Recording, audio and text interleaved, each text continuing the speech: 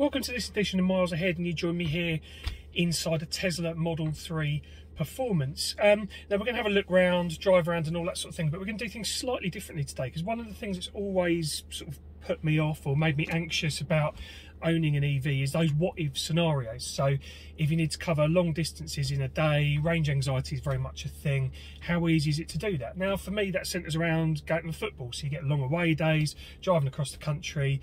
Obviously, if you're in a combustion engine car, you just stop at a petrol station. Even if you have to stop at a motorway service station, pay a bit more, you can get refilled and be on your way. How easy is it to do it in an electric car? So today is one of those days. So we're going to Liverpool and back today. So we're going from Walton-on-Thames to Walton in Liverpool and back to Walton-on-Thames again. So all in all, we'll be covering the best part of 450 miles. So just wanted to share the start of that journey, really. Just on the way up there, see how we get on.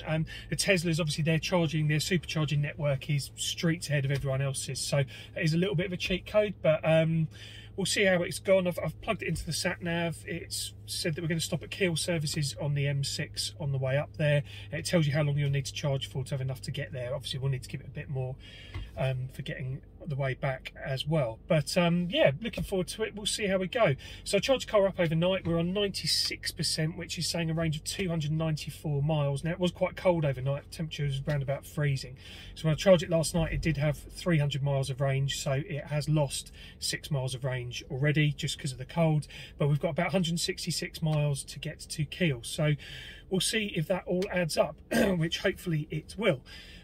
So just a few facts and figures about this car that we're in particularly. So it is the Model 3 Performance, so it's top of the range one, starts at £59,000. You don't get many options with these cars, which I quite like actually. It just makes it very simple. So you'll see when we did a walk around to get the metallic red paint, that comes in at £2,100. This rather fetching white, black and white interior it's called, but these seats they're really white. They come in at £1,100. There's the enhanced autopilot, which as far as I can tell is basically lane keep assist, but that's £3,400. I think at getting on for 5% the value of the car, you could probably live without that. So add your on the road tax, fees, all that sort of stuff, this tips the scales at £66,590. But anyway, we will have a quick look at the inside, and we reviewed the Model 3 long range last year. I'll post a link to that below because that's still pertinent to this, because the interior is quite similar. You still get a massive screen inside and that controls everything and all that jazz. But yeah, so we're gonna start with our drive to Liverpool. Hopefully we don't run out of battery. We shouldn't do. We should be fine, but it's a good test of the old range anxiety. Hopefully make it up there for kickoff. And by the way, I do not support Liverpool or that other team up there, so very much focused on the away day today. But yeah, we'll see how we get on. See you in a bit. Okay, so we've made it out of the M25 onto the M40, and we are 24 miles into our journey down to 256 miles of range. So far, so good. So I should probably talk about the driving experience in this environment. So I'm driving like I would normally drive, so it's not been, you know, frugal for the sake of it. I'm interested to see how much of the range it actually uses up. As you can hear, it's quite quiet in here. It's, you know, perfectly amenable. The cabin's really nice, light, airy, and this full-length panoramic roof is lovely. I mean, it feels like a sort of luxury car really, but it's very minimalist in its vibe as well. So if you like that sort of thing, it's great. There's, you know, a complete dearth of physical buttons to touch and all that sort of stuff. But you know, I do quite like it. You know, one point to add is it is really fast. I'm sure you've seen the other videos of people doing the drag races and the 0 to 60. 0 to 60 is ticked off in 3.1 seconds in this car. We'll do another video tomorrow, another section of this video to showcase a little bit of that and what it's like on a B road. But yeah, on the motorway, perfectly calm, serene, nice and easy to use. I've been using the enhanced autopilot, but yeah, like I say, just a bit of lane keep assist really. Cruise control is obviously handy. Yeah, making good progress. We'll catch up with you next when we make it to Kiel, which hopefully we will make it to Kiel. We've got 252 miles of range. We left with, what did I say, 294. So yeah, we've used 40 miles of range to do 26 miles so far. But in theory, we won't be a stop-start now that we're on the motorway on the M40. Next time we should slow down a bit to change for the M42 and the M6. So yeah, we've got more than enough to cover us. So yeah, we've got 251 miles of range to tick down to now, and we've got 141 miles to Kiel. So there's a good buffer in there, so it'll be interesting to see what the range is when we get there. We'll catch up with you then. Okay, so we've made it to Kiel Services. We are on trip B there. We've done 168 miles and we've got 84 miles of range left. Now, we did do another stop at Oxford Services because Nature called, needed to use the facilities, and they've got a supercharger there, and we put in 55 miles of range added there in about 10 minutes at a cost of £5.61, so that was pretty good. But it does mean in total for this journey so far we've used 260 miles of range to do 168 miles. So when you're pushing on a bit, these cars, yeah, the range is not as accurate as you might think it is. But we're going to charge up now and then we'll get on the road to Liverpool, so just going to grab a bite to eat and we'll see how we go. So open the charging port here and we are good to go. Catch you in a minute. So we've just finished charging. We did 26 minutes of charging, which has given us 150 miles, which is pretty good.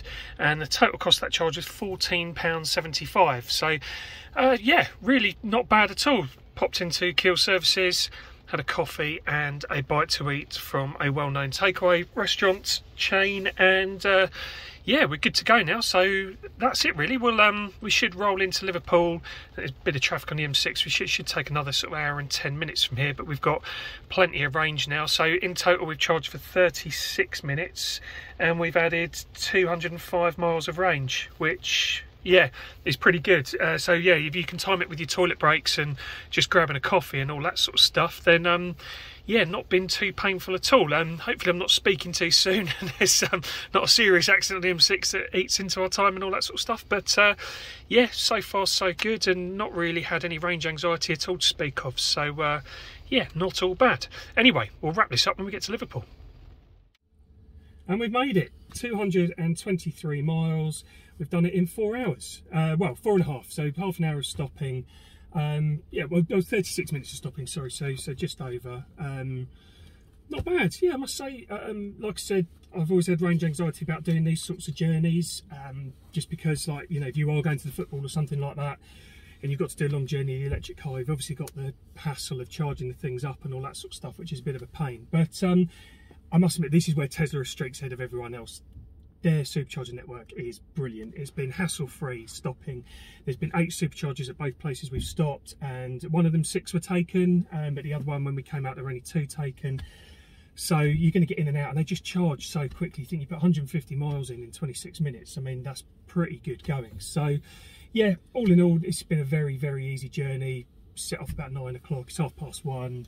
I couldn't really have gone much better, really. So yeah, range anxiety wasn't really a thing. 2-stop strategy, we'll probably be able to do it with 1 stop on the way back. It doesn't reward you pushing on a little bit if you are in a bit of a hurry. It pays to slow down, which is a little bit bizarre. Get the old cruise control out closer to 70 and yeah, you'll eke out a bit more range from your battery. But yeah, always been worried about doing these journeys in EVs, and I've got to say, this has been an absolute doddle. I would have stopped anyway because it's such a long journey. You know, you need to use a loo, get a drink, all that sort of stuff. So twinning that with the charge, nice and easy. Because it's Tesla, it's all signed up. You just plug and go. You don't have to tap your card or anything. You don't have to put in any payment details. You don't have to go on an app. You just plug it in. It recognises that your car is on their network and it starts charging. It's that easy. They are streets ahead of everyone else for that reason. That's really why you see so many Teslas around, because they're just so much easier to charge. If we were doing this in a different car with a 250-mile range, and you know, you're panicking a little bit, because we saw one Ecotricity station at one of them and it looked out of order, knackered. Just, you know, the Teslas, they are a million miles ahead of everyone else at the moment. And that journey, yeah, I was slightly apprehensive about it, but yeah, absolute doddle. Really, really easy. But let's get on, have a look around the outside of it, and we'll stretch his legs down a B road as well. So we made it back from Liverpool, 450 miles covered yesterday, all said and done, and it was so much more stress-free than I dared to think it would be.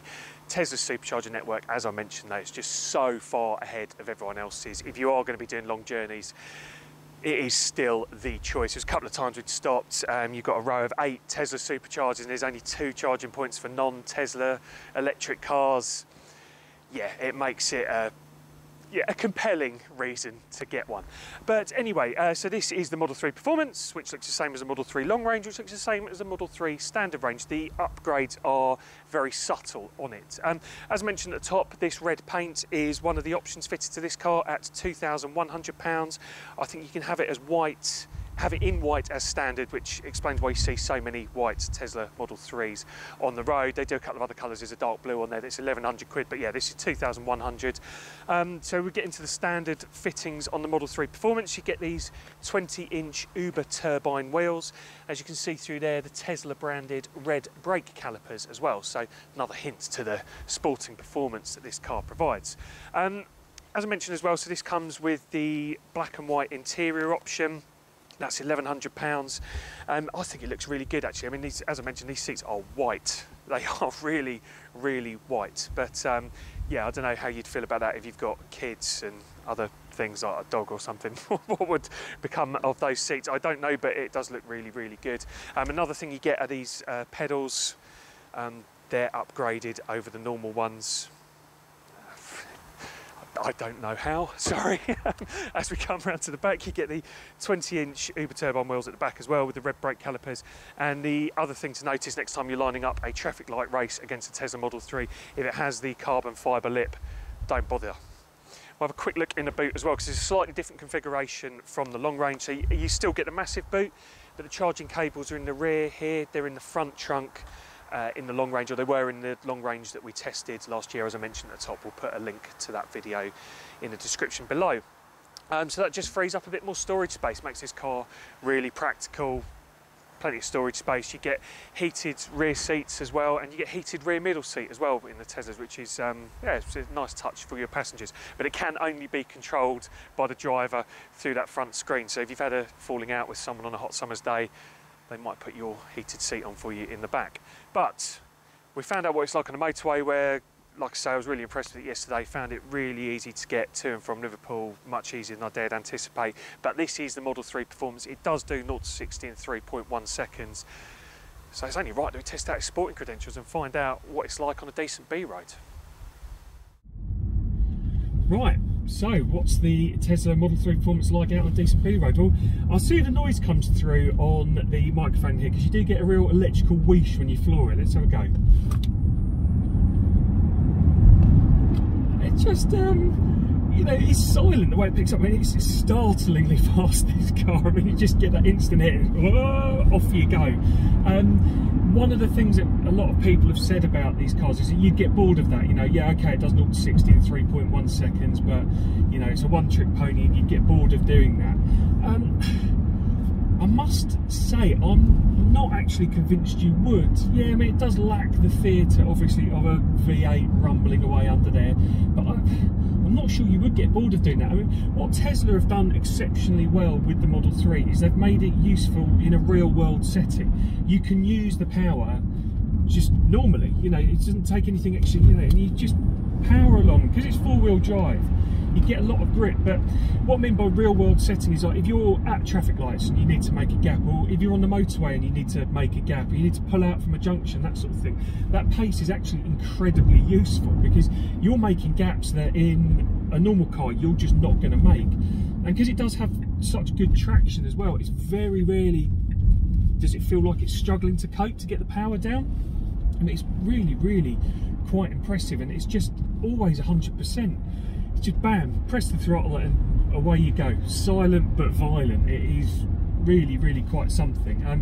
I think they've judged it quite well. Yeah, okay, yeah, if you're going to go out and do a track day and all that sort of stuff, it's probably going to come up short. Well, it's definitely going to come up short against some of its combustion engine equivalents, but not by much, I must say. And it's just, yeah, it's very, very usable. So we're on a decent B road now, one of my favourite roads, and you know, you can make really, really quick progress. Just even if you get it wrong going into the corner, you just get so much power on the way out. It's, yeah, it's really good. Another thing, people's question, like, are they fun to drive? Is it fun? And I guess that depends on what your view of these things is.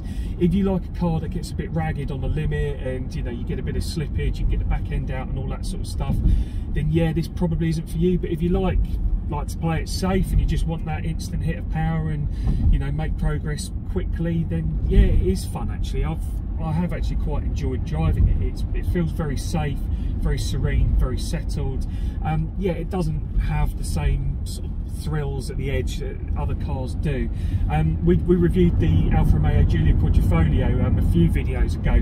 One of the things I said in that is, you know, that won't be for everyone because, you know, the back end was slippery and all that sort of stuff, and you've got to be on your mettle all the time driving that car, and people do like a bit of safety and security. And I mean, this is a family saloon car ultimately, and it delivers that safety and security that perhaps you're not getting in something like the Giulia Quadrifoglio. And, you know, there's something to be said for that. It's not always just about, you know, getting the back end out. I mean, who's going around drifting in the real world, to use that term again? I mean, no one is, are they? No one's out driving sideways because you'd get arrested pretty quickly. So yeah, not as much fun maybe going around a track and all that sort of stuff, but even in that setting I think it'd be quite impressive just because of the amount of traction and power it's got. The brakes do a really good job of bringing it under control as well. Moving on, you obviously get the regenerative braking, so the one pedal driving type thing, and yeah, you know, when you do need to bring the pedal into action, it does do a good job. One complaint I had about the Model 3 long range that we tested last year was a lack of feedback through the steering. It's not really been addressed. The steering's very accurate. It goes where you want it to go when you want it to go there, and you know that ultimately is the most important thing. Yeah, it doesn't quite have the same feeling and sensation as some other cars, but again, it's a family saloon. Is that too much of an issue that you're not getting that much feedback through the steering? Probably not. So I mean, to wrap this review up, I've really liked this car actually. I've been impressed with it. It just ticks so many boxes.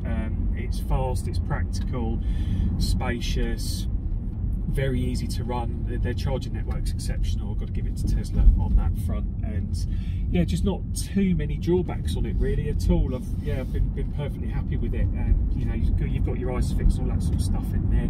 I do quite like the minimalist vibe you get in the cabin as well. I must say it does add to the overall experience of it, and yeah, you can enjoy it down a decent B road as well, which is something else. So, and you can just pick up and you can get the power down and away you go instantly, and I don't think you get bored of that. I know a lot of people have said, oh, but you get bored.